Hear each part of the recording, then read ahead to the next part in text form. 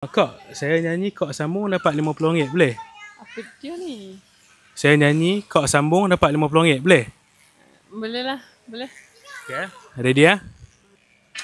Saya tak tahu lagu ni. Tak apa, kak ikut je rentak. Saya tambah lagi 50 jadi 100, boleh?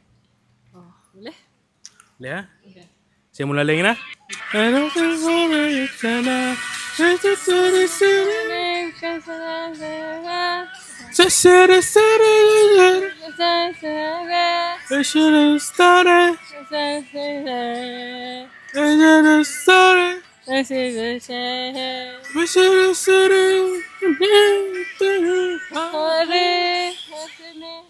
kasih kak.